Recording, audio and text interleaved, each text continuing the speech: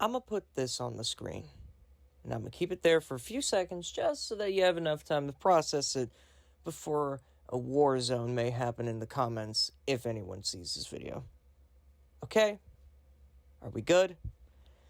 Let's carry on. This was quite possibly one of the worst finishes to a Royal Rumble that I have ever seen in my entire life. And I really wish I was exaggerating. I am not.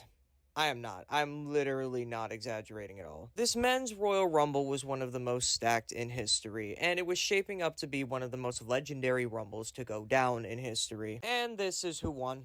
This is the guy who won. Out of that entire field of people, this is the guy who won. Not Roman, not Punk, not Drew, not Seth, not even the returning AJ Styles. Jey Uso.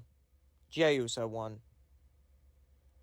I have a lot of thoughts. Let's start with one thing that was the worst Final 3 in Rumble history that I've ever seen, and I know that part especially is not an exaggeration. Why was Logan Paul in the Final 3?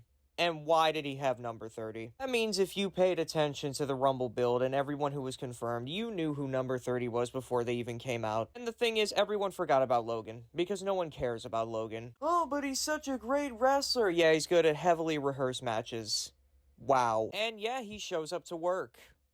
At most 4 months in an entire year. Cena, I have absolutely no complaints about, except for the fact that he didn't win. And yes, his retirement tour is looking a little more part-time than people would have liked, but at the very least, this is his last year, so he's allowed to kind of pick and choose how he wants to do this, whether anyone likes it or not. Even so, I don't know if it was his decision or Triple H's decision, or a combination of both. I don't know who made this decision at the end of the day, but whoever did, this was a horrible decision of a Royal Rumble winner. Winning the Royal Rumble, as we all know, means that you main event WrestleMania. Your chances of actually main eventing are way higher if you're a male than a female, but that's a topic for another day. And before I rip into him, I don't mind Jey.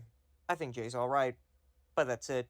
I only think he's alright. Him winning the Intercontinental Championship was already a stretch, but at the end of the day, that's a mid-card title. It's fine. This makes no sense for a multitude of reasons, one of which being that Jey already had a world title match just last week. In that match, he lost clean as a whistle to Gunther, and nobody was really clamoring for a rematch, and no fans were really that upset in the arena that Gunther retained. Let's also talk about Mania for a second. A lot of the time, if you have a solid performance at the previous Mania, your chances of getting a better spot at next Mania increase, especially if you have a good year all around, but the Mania part is especially emphasized. For example, Bianca Belair had 2 back-to-back Mania bangers where she both came out the champion. The first time she was champion, it was like an oh my god, I can't believe this. The second time she was champion, it was more so of, hey, this is the next main event talent. Look at her be a star. If we look at Jey Uso's last WrestleMania match, it goes down in history as one of the worst WrestleMania matches of all time. It was by far the worst match of 2024, taking into account every major company, even TNA. To reward someone like that who put on that much of a stinker, this main event title position, it just doesn't make sense, especially given that he's probably going after Gunther again, and he lost to him 3 times, and a lot of those times was very, very clean. Some people argue the business aspect where Jey made them a lot of money, and yes, he did make them a lot of money, but let's take into account a few things with that. WWE crowds are the type of people who prefer stupid catchphrases. To this day, they still chant what at promos, and Stone Cold Steve Austin has not touched that company in 2 years. When I say this, I'm mainly talking about the casual WWE audience, and if you like catchphrases, that's cool, that's whatever. But Penta can actually wrestle. Stone Cold could actually wrestle. These people had work rate to go behind their catchphrases, and what does Jey Uso have? He heard the criticism and started doing Hurricane Ranas.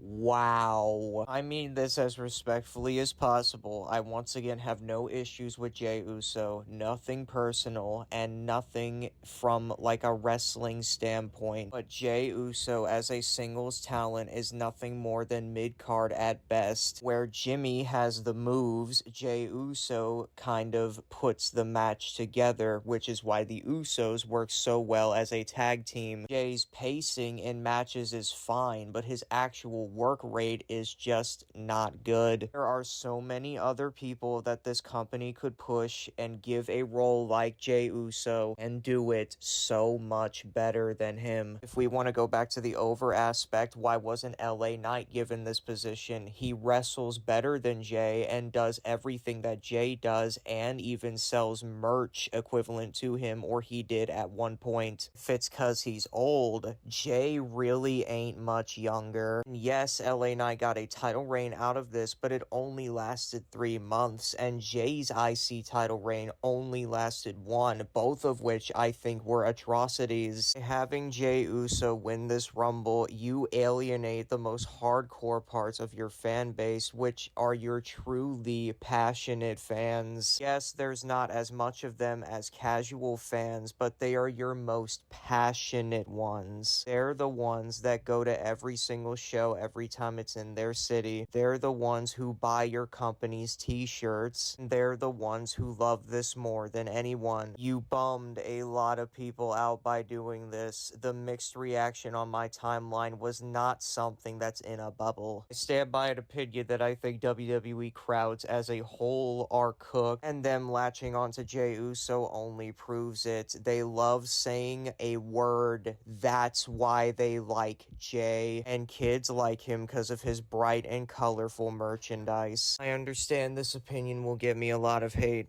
No matter what I do, no matter if I say that, oh, this is an opinion, or oh, none of this is factual, or I don't hate Jey, or I think Jey is a nice guy, I can say all of that and still get attacked for my opinion, but at the end of the day, that's what this is, my opinion. And a lot of people share the same sentiment as me. Jey Uso winning the Royal Rumble was a horrible decision. And that's all I have to say.